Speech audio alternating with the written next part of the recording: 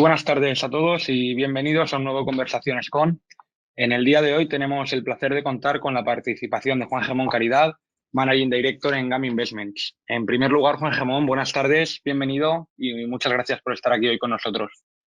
Muy buenas tardes y un placer a Zona Value y a todos vosotros. Muchas gracias por estar ahí. Por poner a nuestros clientes un poquito en contexto, para aquellos que no te conozcan, Juan Gemón es director general de GAM para Iberia, Latinoamérica y Estados Unidos Internacional. Además, es patrono de la Fundación FIDE y director académico del Máster de Finanzas e Inversiones Alternativas del Instituto BME. Previamente trabajó en compañías como Morgan Stanley y Atlas Capital. Pero como seguro que tú te conoces mejor, Juan Gemón, si te parece, ¿por qué no nos cuentas un poquito más sobre ti?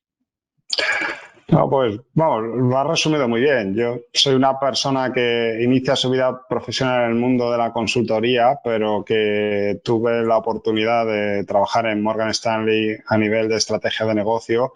y tener una visión global sobre los mercados financieros, lo que uno y un poco de espíritu emprendedor pues le llevó a ser uno de los fundadores de Atlas Capital, banca privada, y a partir de ahí empezar a tener relación con todo lo que es el mundo de la gestión internacional. A principios de este siglo empezó a abrirse la industria. Cualquier gestora internacional a través de las plataformas podía acceder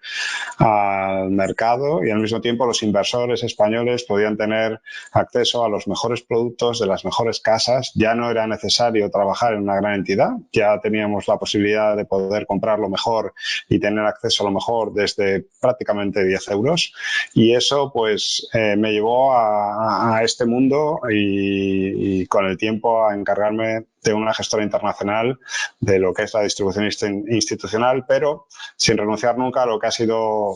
probablemente mi vocación, que es la docencia, y por eso hoy un verdadero lujo estar aquí para tratar de ser muy transparente y compartir con todos vosotros qué ideas, qué oportunidades, qué riesgos y cómo están funcionando las cosas en renta fija. Muchas gracias. Coincido contigo en que la docencia, más si cabe en el momento actual, es fundamental y la formación de los inversores es fundamental. Y dada tu trayectoria principalmente, estoy seguro que eres la persona indicada para dar a nuestros oyentes en el día de hoy una visión sobre la inversión en la situación actual de inflación persistente. En el día de hoy, Juan Gemón viene a presentar diferentes herramientas que están al alcance de los inversores para poder adaptar la cartera a un entorno inflacionista persistente como el actual. Y si te parece, Juan Gemón, no te robo más tiempo y te cedo la palabra y empezamos con la presentación. Pues fenomenal, un placer y yo creo que el tema que se ha elegido es muy apropiado. Estamos sufriendo un problema de inflación mucho más persistente de lo que nos hubiera gustado y esto sobre todo a los inversores conservadores, al tradicional partícipe de renta fija, pues le está generando un profundo dolor de cabeza. Ya sea inflación en Estados Unidos, en Europa o en emergentes, casi con la excepción de China y los amigos japoneses que hasta este escenario les ha sacado de un entorno de deflación histórica y que ya duraba décadas, pues se enfrentan a un problema y un problema que en términos prácticos es ver cómo sus carteras, sus fondos de inversión están sufriendo pérdidas muy importantes, especialmente llamativas para aquellos de renta fija que pensaban que al invertir en renta fija pues estaban más protegidos.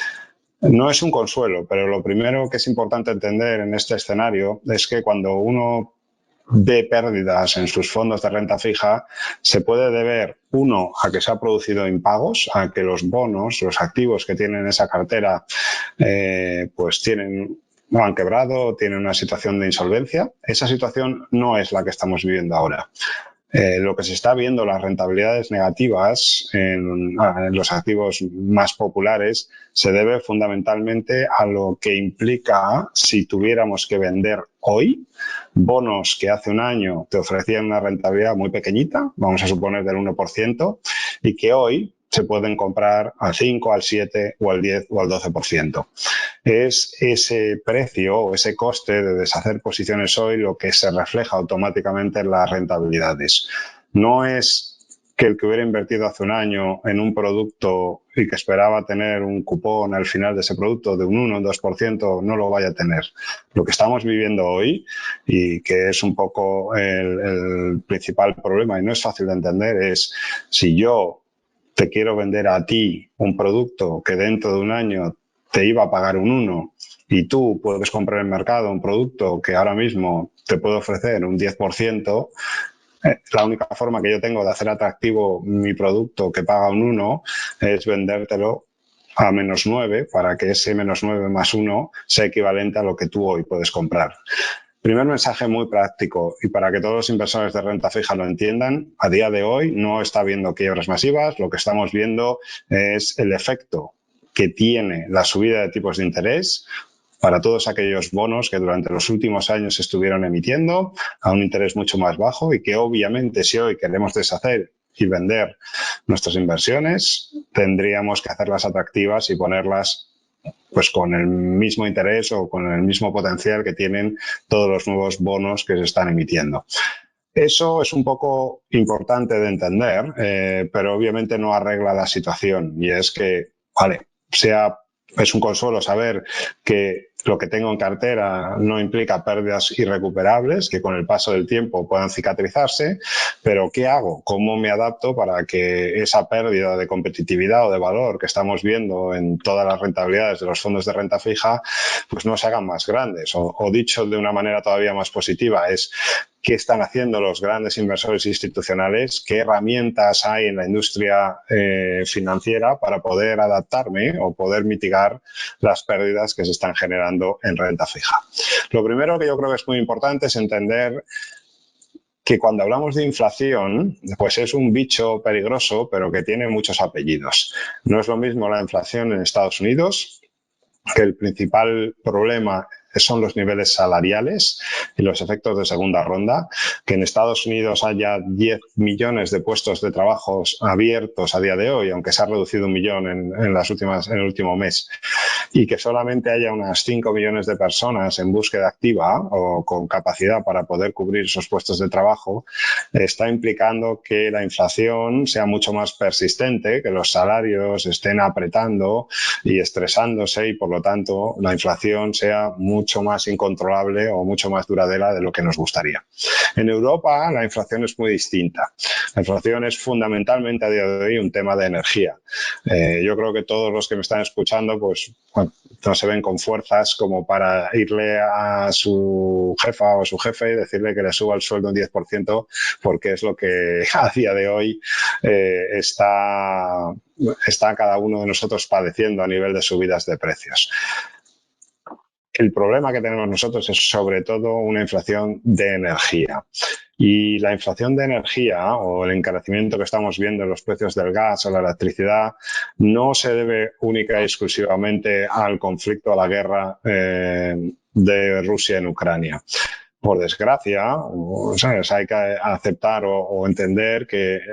el estrés en los precios de la luz, del gas, de la electricidad ya venían incrementándose mucho antes de que Putin decidiera invadir Ucrania y lo que no es menos cierto es que incluso aunque mañana se acabe el conflicto, se está viendo que los precios del gas no ahora mismo y no en el corto plazo, sino a 2023, 2024, incluso 2025, siguen extraordinariamente altos y muy estresados. Por supuesto que si mañana acabara el conflicto, la semana que viene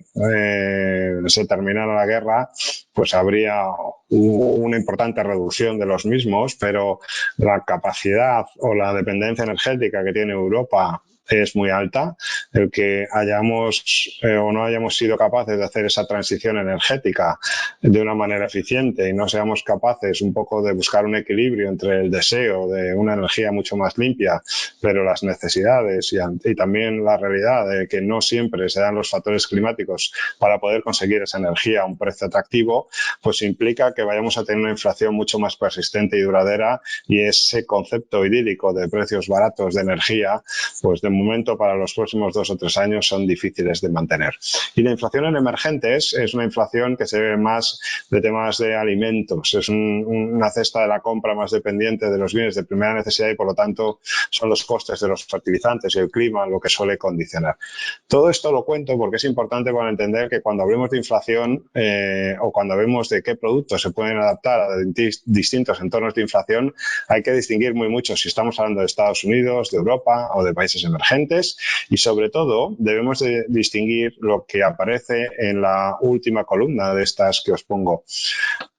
Una cosa es la inflación y lo que uno espere para los próximos 12 meses, que más o menos esas inflaciones están bastante estresadas, pero que como podéis ver en los gráficos son bastante más bajas que las inflaciones que se esperan para 2022 y todavía, si uno piensa qué descuenta el mercado dentro de 18 o 24 meses, o sea, qué inflaciones hay para 2024,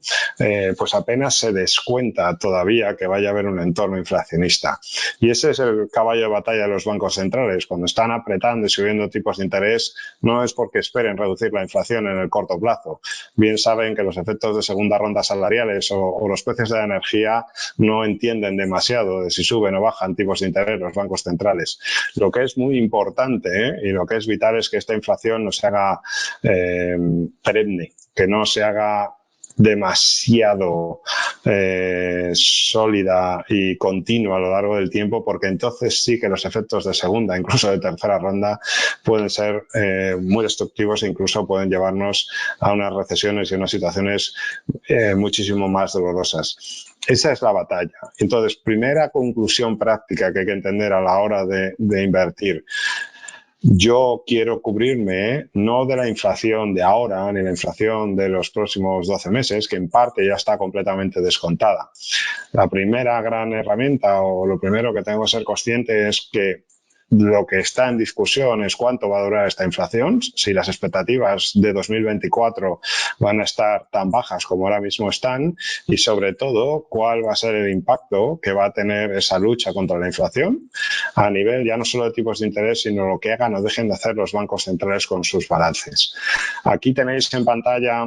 la cantidad de dinero, por decirlo sencillo, que han estado emitiendo, lanzando los bancos centrales al sistema desde principios de siglo. Ya no solo fue el incremento de la crisis de Lehman en 2018, que como veis casi es anecdótico, casi queda pequeñito. El aumento de balance, la cantidad de dinero que se ha inyectado en el sistema para que nuestro bienestar, nuestro día a día, nuestras hipotecas fueran bajas y viviéramos en un mundo cuasi idílico, sino que como podéis observar, ya con todo el estallido del COVID, la magnitud y el tamaño de lo que han inyectado los bancos centrales al sistema es brutal. Y ahora, como podéis ver, empiezan a reducirse. Y esa reducción de balance está quitando, drenando liquidez al sistema y está haciendo que lo que es el concepto de riesgo y de tipo de interés se esté incrementando. Ya no solo en los gobiernos, sino también en los diferenciales, en los bonos de las compañías y de los países emergentes. Claro, todo el mundo, si en vez de hablar de bancos centrales pensáramos que esto es más o menos lo que ha hecho el Michelin de uno, pues si uno se ha estado pasando de donuts desde el año 2000 al 2021, pues aunque uno se ponga a régimen ahora y sienta que está haciendo un gran esfuerzo, pues también el inversor debe asumir que estamos al principio de una década de desapalancamiento, de un mundo o un mercado muy distinto y por eso tener un mensaje también muy práctico para todo aquel que no sea inversor profesional, pues que ponga un asesor en su vida que le diga la verdad y que le ayude a cómo sacar partido o qué herramientas pueden hacerlo bien en un entorno donde la inflación va a ser y está siendo más duradera de lo que queríamos, donde los bancos centrales se tienen que empezar a poner al régimen, empiezan a desapalancar, a reducir el balance, a quitar liquidez, exceso de liquidez, y esto pues al final provoca un desapalancamiento, una reducción del riesgo o de la cantidad de dinero disponible en el sistema que hace que toda inversión que puede ir bien pues vaya a ser mucho más selectiva y más compleja de lo que ha podido ser en la década pasada. 8, 9 herramientas que a día de hoy tiene el inversor y que es importante conocer. La primera y más popular cuando hay inflación suele ser los bonos ligados a la inflación. Pero esto es un activo que tiene un nombre peligrosillo porque debería llamarse bonos tristones ligados a lo que vaya a haber de inflación menos la inflación que ahora se descuenta. O sea, un bono ligado a la inflación es un bono que te ofrece algo menos de cupón, de interés, que un bono habitual, y te va a pagar no si hay o no hay inflación, te va a pagar lo que finalmente haya de inflación menos lo que ahora mismo se descuenta. Y es una herramienta muy útil si uno no para protegerse de la inflación que está viviendo ahora, que eso es ya tarde y mal, sino es especialmente útil el utilizar estos instrumentos para protegerte de si las expectativas de 2024 y 2025 de inflación empiezan a subir. Y sobre todo hay que hacerlo con mucho cuidado, con mucho asesoramiento, porque son instrumentos muy sensibles en ganancias y pérdidas a lo que hagan o dejen de hacer los tipos de interés. Con lo cual, primera herramienta, primer tipo de estrategia en fondos de inversión que puede ser útil, pero no pensando en la inflación de ahora, sino en tener algo que lo pueda hacer bien si la inflación de 2024 o 2025 no se controla, bono ligado a la inflación, hay que comprarlo cuando todavía no se descuenta inflación, como es ahora mismo el caso, pero mirando muy bien en qué tramo o con qué plazo, porque es un tipo de activo que si suben los tipos de interés con fuerza, sufre y necesita que haya un estallido fuerte de inflación en aquel plazo donde todavía no se está viendo o no es tangible la inflación. La segunda estrategia, lo segundo que están haciendo los inversores, sobre todo los institucionales, para intentar generar retornos positivos en este entorno, pues hay fondos de inversión UCITS que ya vienen con rentabilidades muy potentes en los últimos 2 años, desde que los bancos centrales han empezado a retirar estímulos, pero sobre todo en este año son los grandes ganadores. Dependiendo de la casa, son rentabilidades de +8, +9, +12% en lo que va de año. Y son los fondos de Global Macro o de valor relativo en renta fija y divisa. Estos fondos lo que hacen es ir un poco a la segunda derivada, a decir, vale, si hay inflación, yo entiendo perfectamente que no es lo mismo el impacto que va a tener la inflación en Noruega, que es productor, claro, de materias primas, de Suecia, que es importador. No es lo mismo la inflación que va a tener países que estén mucho más sensibles o que tengan más problemas a acceder a una fuente de energía al menos algo más barata o más diversificada que países que sí que tienen acceso. No es lo mismo la inflación en Alemania de lo que pueda ser incluso la inflación en España. No es lo mismo el movimiento que tienen los tipos de interés en los cortos plazos que en los largos plazos. Y, por supuesto, si vamos a lo que es probablemente una crisis energética, que para que no sea doloroso, perfectamente en Reino Unido, y no hablo de España, se puede llevar 2-3 millones de trabajos y se puede llevar a un 10-15% de los negocios que sean más dependientes de términos energéticos. Bueno, pues claro, obviamente las divisas de esos países van a verse mucho más afectadas porque los gobiernos, de una manera o de otra, van a tener que intentar topar, capar, paliar esa factura energética, porque a nadie se le escapa que un negocio que le aumente los costes por 10, por 12, pues difícilmente es sostenible. Esa idea de que no todas las divisas se van a mover igual, no todos los países van a tener el mismo problema con los déficits ni lo van a poder financiar igual, crea enormes diferencias entre unos países y otros, entre unos tramos y otros, entre unas divisas y otras, y eso es lo que sacan partido estos fondos y por lo que lo están haciendo también. Fondos de Global Macro, valor relativo en renta fija y divisa, sirven para cuando los bancos centrales empiezan a retirar estímulos, cuando el sentido común macroeconómico, los fundamentales, empiezan a tomar el control de la situación.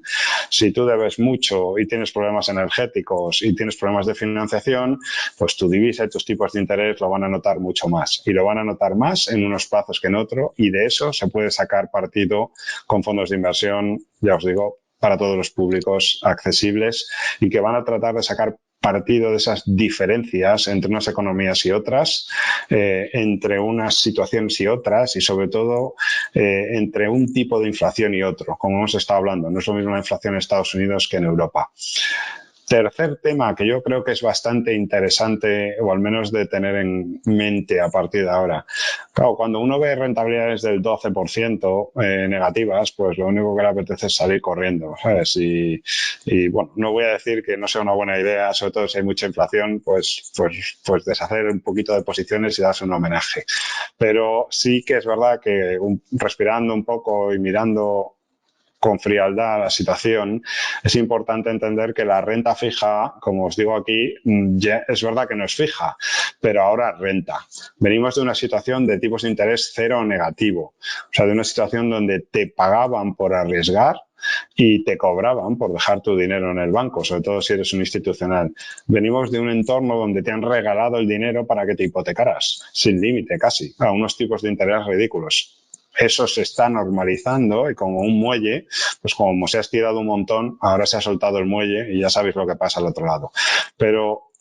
el momento o lo que es ilusionante es que ahora empezamos a ver muchos activos de renta fija que están ofreciendo cupones, tipos de interés del 10, 12, 15, incluso hemos tenido esta semana algunas situaciones de unos bancos importantes que ya están ofreciendo rentabilidades por cupón del 20%. ¿Qué es importante entender de todo esto? Bueno, pues que ahora la renta fija sí renta, ¿vale? Y a partir de ahora no va a ser fija, no va a ser poco volátil, sobre todo hasta que la inflación no esté controlada. Y no solo la inflación, el titular gordo de los periódicos, sino la inflación subyacente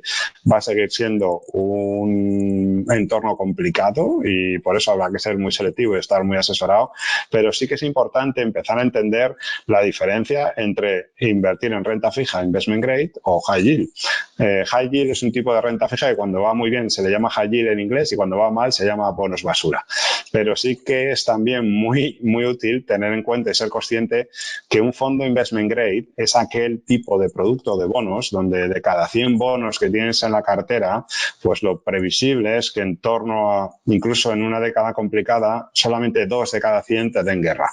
Claro, si tienes un cupón bastante más alto que ese 2% y está viendo cosas muy atractivas ahora mismo, pues es que aunque sea el peor de los momentos, pase lo que pase en el ciclo económico, la probabilidad de tener a 12, 24 meses retornos atractivos a estos niveles de tipos de interés empieza a ser muy atractivo. Caso contrario es el high yield. El high yield, sobre todo cuando sea high yield europeo, es muy dependiente de empresas que el 20% de ellas a lo largo de la década te van a generar un problema o un impago. Ahora mismo es muy importante entender que la solidez, no solo por la rentabilidad que lleva en el año, sino por la posibilidad que tiene cada compañía de pagarte en tiempo y en forma, pase lo que pase en el ciclo económico, va a marcar muchísimas diferencias. No es lo mismo una empresa de investment grade que pase lo que pase en el ciclo. Es probable que te pague de una de high yield que, salvo que el ciclo sea bueno, vas a tener sustos. Venimos de 10 años o 12 donde el ciclo ha sido muy bueno. Ahora, pues es muy importante entender que el bono tiene que ser de calidad y lo segundo es dime cuál es tu garantía y te diré quién eres. No es lo mismo que la garantía de un bono tenga directa o indirectamente el respaldo de una casa o lo respalde un banco central o sea una perforadora de fracking de Dakota del Norte. La calidad importa, pero también importa cuáles son las garantías y por el motivo que sea, eso no funciona bien. Y ahí es por lo que cada vez más, si hace unos años lo más sólido era pues la típica empresa de consumo estratégica para un país, a día de hoy, aunque la prensa y muchas veces se distrae en hacer titulares apocalípticos, es importante entender que esta crisis es muy distinta a la de 2008. Los bancos están 3 veces más capitalizados, tienen 3 veces más recursos de lo que han tenido nunca. Basilea, o sea, todo lo que es la regulación, ha hecho que las entidades financieras, sobre todo las grandes y estratégicas, tengan unos niveles de solvencia o pasta, vamos, para que se me entienda, liquidez suficiente para poder absorber pérdidas muy importantes, si no mastodónticas. Y tienen una estructura de balance diseñado para amortiguar sustos muy, muy serios y además están los bancos centrales ahí. Esa es la idea que está intentando explotar a día de hoy o que están valorando muchos inversores. Ya os digo, no para allá, pero en cuanto a la inflación empieza a dar señales de estabilidad, empezar a comprar entidades investment grade que tengan mucha calidad, ya sea porque tienen colaterales reales, casas, o porque tengan el respaldo de un banco central y aprovechar la deuda, los tipos de deuda que esas entidades financieras están ofreciendo, pues a día de hoy ya están en niveles de 8, 10, 11%. Emisores investment grade, aunque sean tramos subordinados, por supuesto hay que dejar al lado todo lo que tenga que ver con cocos o todo lo que tenga que ver con cosas que estén relacionadas con equity o con renta variable, pero es una de las herramientas que carcasa investment grade, aunque sea con un poquito más de riesgo, hay en muchos bonos de deuda financiera y también hay en muchos bonos verdes que aunque parece que son bonos verdes y son bonos ligados a temas ecológicos, el riesgo, o sea, lo que depende de verdad de que te paguen o no te paguen, suelen ser entidades financieras muy grandes y muy respaldadas por los bancos centrales. Cuarto gran caladero o cuarta idea que es útil tener en mente a la hora de construir carteras de renta fija es entender pues que,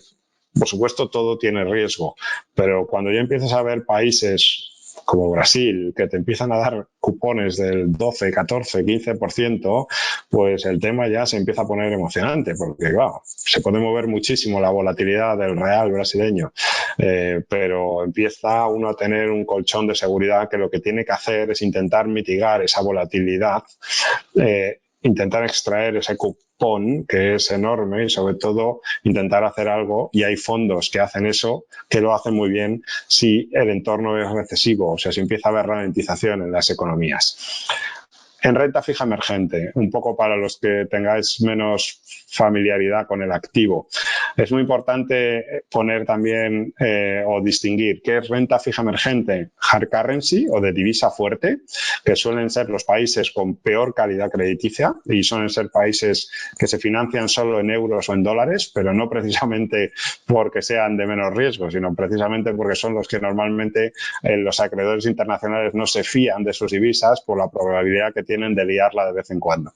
Y luego están los fondos de renta fija emergente en local currency. Tienen la volatilidad, el problema de las divisas, pero son los buenos, son los investment grade, son los de calidad, son la gente que en tiempo y forma cumple con sus compromisos. Es importante distinguir estas dos cosas porque las dos son renta fija emergente, o sea, parecen blancas, pero se parecen uno al azúcar y el otro a la sal. Como no tengas cuidado, te levantes por la mañana y te creas que por comprar algo de renta fija emergente sin riesgo de divisa va a ser dulce y agradable, pues como te lo eches en el café, ya os podéis imaginar cómo termina la película. Lo que es importante entender en renta fija emergente es que son los de renta fija emergente en divisa local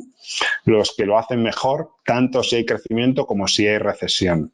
Que el gran enemigo de la renta fija emergente es el dólar, que ya está en la estratosfera, empieza a estar en un nivel francamente atractivo y que además lo bueno que tiene la renta fija emergente en divisa local, que parece un activo rarillo, es que es el 20% de la renta fija del mundo y por lo tanto tiene unos patrones de liquidez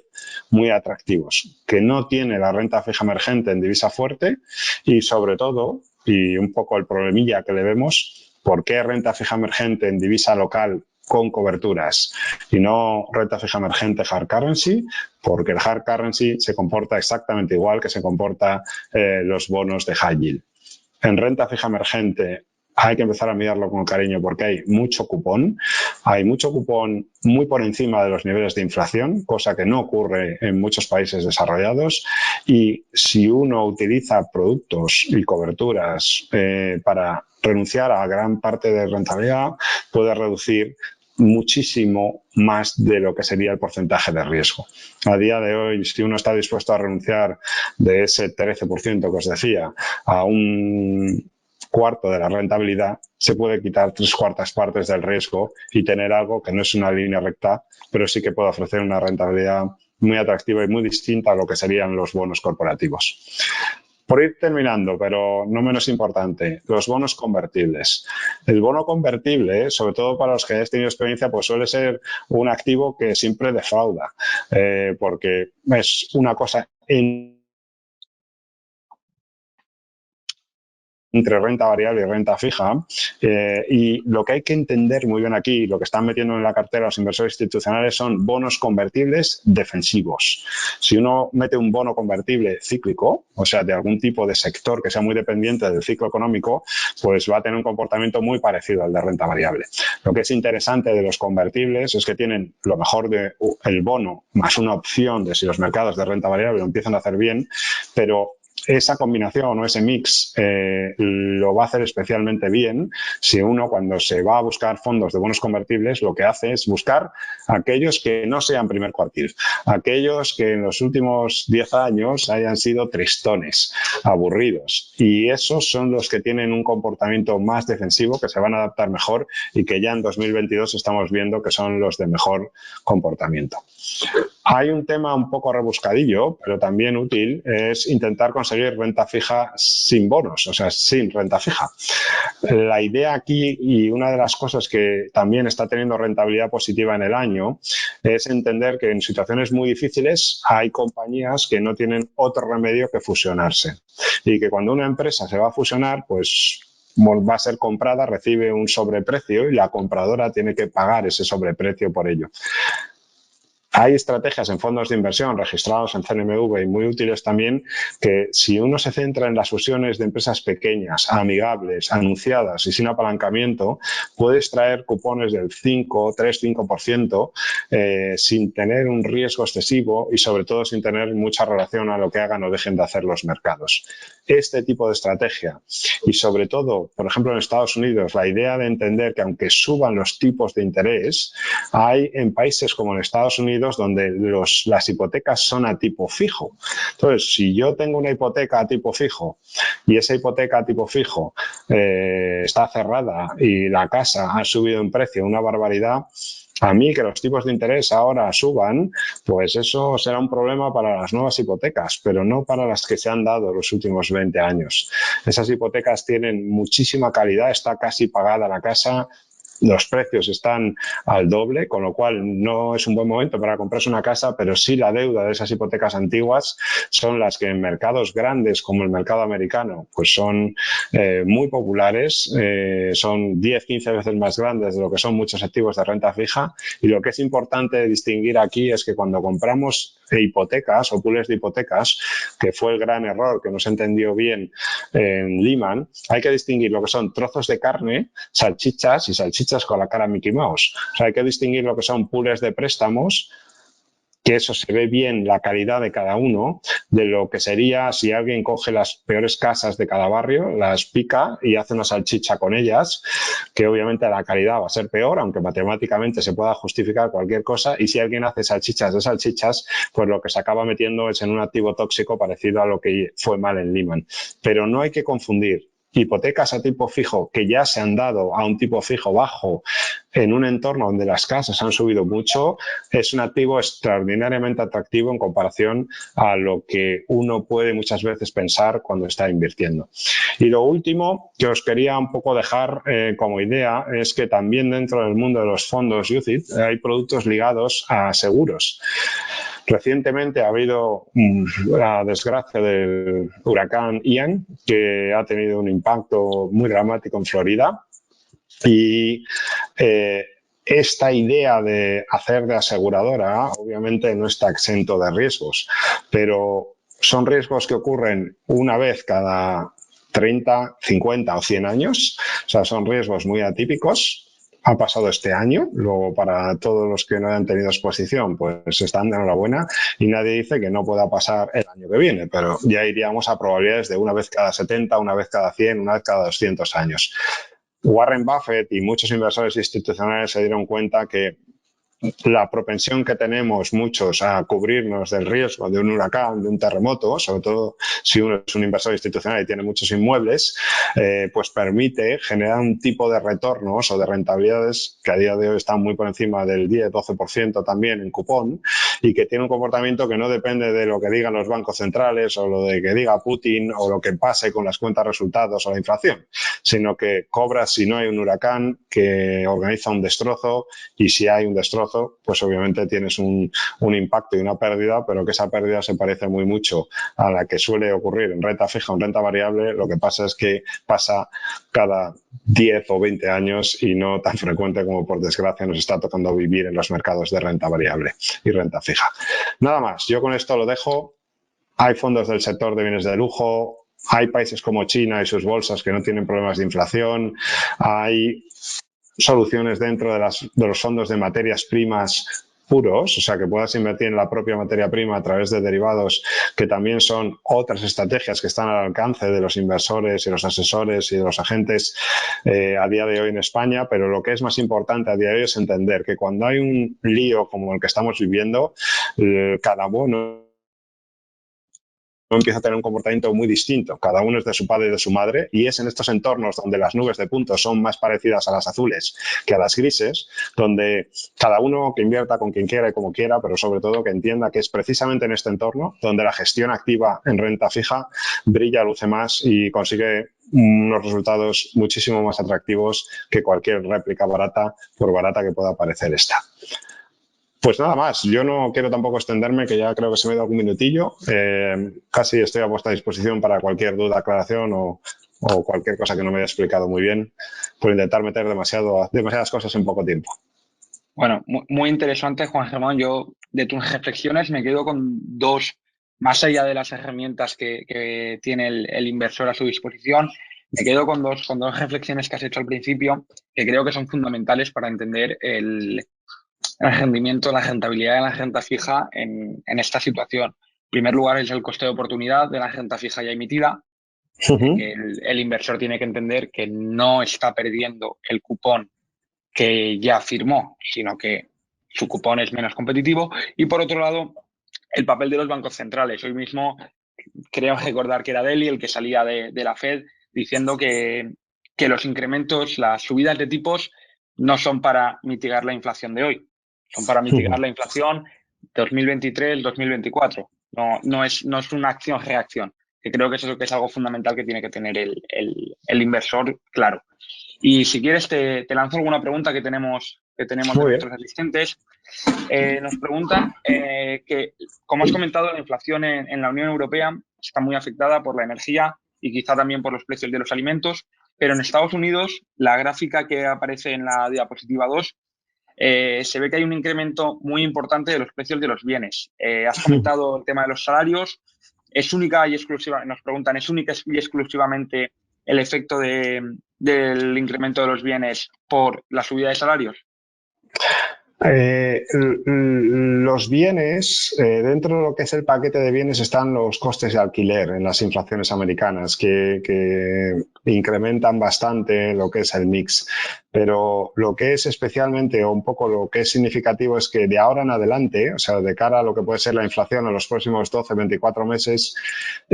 lo que es la parte de bienes y la parte de energía está estabilizada, pero lo que no está controlado son las expectativas de inflación, o sea, la capacidad que tengan para que los salarios no sigan presionando esa inflación o haciéndola alta durante más tiempo del deseado. Eso es lo que es peligroso. La inflación de salarios es mucho más complicada de frenar porque, para que se me entienda, no sé, si a ti te suben el sueldo un 10% y somos compañeros de trabajo, pues yo más tarde o más temprano voy a empezar a presionar y a decir que yo también. Si vamos ¿sabes? No sé, cualquier negocio, un bar, y uno para encontrar gente que trabaje, pues empieza a ver que hay una inflación salarial, eso se va a traducir en los precios del café automáticamente, y el bar de al lado, pues obviamente va a aprovechar y va a seguir poco a poco incrementando esos precios porque probablemente tenga el mismo problema. O sea, el problema de la inflación en Estados Unidos es que falta mano de obra. Es verdad que los precios pueden seguir subiendo porque han ahorrado mucho el consumidor americano durante el COVID, pero a día de hoy el verdadero problema y lo complicado es que esas tensiones salariales van a seguir dando problemas precisamente porque falta mano de obra cualificada y sobra trabajo. Pues otra pregunta que nos lanzan es ¿cómo afectará a la renta fija que se alcance el tipo de interés neutral? Que creemos que aún le falta por las últimas declaraciones de la Fed. ¿Cómo afectará a la renta fija que se alcance el tipo de interés neutral y comiencen a bajar los tipos de interés? Sí, cuesta saber cuál es el tipo de interés neutral. Para eso hay que ponerle el numerito de cuál es la inflación y cuáles son las expectativas de inflación, pero entiendo perfectamente la pregunta. O sea, en el momento en el que se empiecen a descontar que los tipos de interés ya han hecho techo, será justo el momento donde se empieza a ver que las expectativas de inflación a 2024 en adelante no se van para arriba y empecemos a ver que los porcentajes de inflación a 2023, aunque solo sea marginalmente y por términos comparables, empiezan a ser porcentualmente más pequeños. Esto hay que ser muy cuidadoso porque la gente que lo está pasando mal va a decir, ya, pero si la la barra de pan ha pasado de valer 10 a valer 14, ¿qué me estás contando? ¿Que cuando pasa a valer 16 porcentualmente es menos inflación de la que ha sido el año anterior? Pues a eso me refiero. O sea, las inflaciones y los precios van a seguir altos. El porcentaje de aceleración se va a ir reduciendo. Se espera que para 2023 empecemos a ver ese porcentaje reducirse, y si eso es así, ese será el nivel neutral de tipos de interés, y a partir de ahí estaremos ante una grandísima oportunidad de inversión en renta fija. Es verdad que para los más conservadores, mientras la inflación sea un problema y no tengan controladas las expectativas de inflación en el medio plazo, hay que seguir siendo muy prudentes y hay que entender lo que tú muy bien explicabas al principio. O sea, no es que si yo tenía un vaso con agua que me daba un dedo de agua, no es que el agua haya desaparecido, sino que ahora lo que hay en el mercado son vasos de agua que te dan 6 dedos de agua, y por eso el que solo te daba uno tiene menos valor. Pero un punto de paciencia para que eso se vaya normalizando. ¿Cuándo va a ser el momento de tipos de interés neutral? Cuando los datos de inflación empiecen a estabilizarse, empiecen a reducirse. Y en línea con tu respuesta, te lanzo otra de las preguntas que había. Nos pregunta uno de nuestros asistentes que qué debería hacer el inversor más conservador para protegerse de este momento de inflación. Pues entender que cuantos más tipos de riesgo distintos, menos riesgo. Probablemente los inversores conservadores que están ahora mismo sufriendo malas rentabilidades es porque tendrán mucha exposición a tipos de interés o a productos muy sensibles a que se abran los diferenciales, el plus de rentabilidad que se cobra a las compañías o los gobiernos por el riesgo que tienen. No había muchos inversores con muchos productos de mucha duración. Lo que sí había es mucha exposición a productos que si se abren, si tú por prestarle a una compañía o a un gobierno antes le pedías 50, 100 puntos básicos, pues hemos pasado a pedirle 500, 600 y en algunos casos 1000 y 1500. Cuando uno está en una situación como esa a día de hoy, lo que es importante es entender, y un poco por eso intentaba dar la charla de hoy, además de ese tipo de riesgo, hay otras, hoy hemos contado 8 estrategias que pueden conseguir retornos parecidos de distintas maneras. Y eso es lo que es muy importante. Y no es fácil y no es sencillo y no es una receta ni lineal, ni de telediario, ni de Instagramer. Pero sí que es importante, por eso es tan importante poner un asesor en tu vida. ¿Cómo se puede ganar ahora mismo, generar un retorno parecido a lo que no lo ha hecho bien, pero a la que se controle la inflación lo va a empezar a hacer bien? Pues entendiendo que hay fondos de fusiones y adquisiciones, fondos de global macro, hay productos ligados a la inflación con cobertura de tipos de interés, se puede extraer cupón de la renta fija emergente, se puede hacer cosas muy razonables con convertibles y se puede intentar picotear. No hay todavía rentabilidad sin riesgo. Ese riesgo todavía es alto, pero es verdad que ahora perderle la cara al mercado y empezar a salir corriendo justo cuando empieza a haber grandes bonos de grandes compañías que te están ofreciendo ya cupones del 8, 10, 12, 14%, pues es lo que no soluciona lo que ya se ha podido dejar de ganar o donde el coste de oportunidad pues le está haciendo más daño a las posiciones y a los ahorros de los clientes en el corto plazo. No puedo estar más de acuerdo contigo. Creo que el asesoramiento es fundamental, la gestión activa es fundamental y consecuencia de ello viene la construcción de una buena cartera diversificada. Y junto al asesoramiento creo que también es fundamental que el inversor, en la medida de lo posible, en la medida de su interés, esté formado y esté alineado con el asesor. Creo que es algo fundamental, más si cabe en una situación como la actual. Pues bueno, Juan Ramón. Nosotros sí, no hemos traído ningún fondo en concreto precisamente para no distraer la atención de, o sea, que a nadie le engañen con que este fondo es maravilloso, este fondo es horrible. No hay fondazos ni fondos abominables. Los fondos son herramientas y nosotros tenemos 80 y precisamente no es casualidad que no haya ningún producto que no intentemos vender hoy nada aquí, porque lo que de verdad queríamos transmitir hoy es sobre todo, primero, no está todo perdido, o sea, no ha habido impagos, y segundo, yo creo que cualquier asesor o asesora profesional tiene las herramientas suficientes para poder generar retornos de muchas maneras distintas, y ese es el mensaje que está por encima de GAM, de mí, de cualquier persona que se dedique a esto y que queríamos transmitir hoy, y que es ahí, con ese con ese asesoramiento y ese set de herramientas, como se puede empezar a tener rentabilidades muy atractivas, y lo que hay que intentar es no concentrarse demasiado en ningún producto, por atractiva que pueda parecer su rentabilidad o por atractivo bien que lo cuente el que te lo está contando en un momento determinado. Pues totalmente de acuerdo, Juan Ramón, creo que desde Gama ahí en ese sentido formativo y de dar una visión general y formar a los inversores, hacéis una labor muy importante. Bueno, quería darte las gracias por tu tiempo, por tus valiosas explicaciones, que estoy seguro de que habrán sido de gran ayuda para nuestros oyentes, y esperamos verte de nuevo pronto. Ojalá sea en un contexto más favorable para la inversión. Si quieres añadir algo antes de finalizar. Nada más, no, agradecer a todo el que se ha apuntado su tiempo, porque tiene mucho mérito en mercados tan difíciles y con caídas tan fuertes como la que se está viviendo, bueno, el seguir tratar de formarse, de informarse, y sobre todo a vosotros en Zona Value, muchísimas gracias por hacerlo posible y por permitirnos a gente como nosotros hablar con total libertad y poder compartir el conocimiento. Pues muchas gracias a vosotros, Juan Gemón, y muchas gracias a todos los asistentes. Con esto damos por concluido el Conversaciones con de hoy, y nos vemos en los próximos eventos de Zona Value. Un saludo a todos y muy buenas tardes.